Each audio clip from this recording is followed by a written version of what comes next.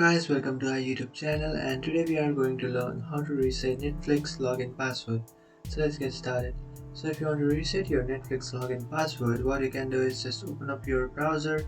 You can select any browser you like, and after opening up browser, in search bar you can search for Netflix login. After searching for Netflix login, just tap on this first option which says login Netflix under Netflix. Now after tapping on that option, you will come up to this login page of Netflix, and in this first option you can enter your email address. After entering your email address, you can enter your password. After entering your password, just tap on sign in. But if you have forgotten your password, what you can do is just tap on,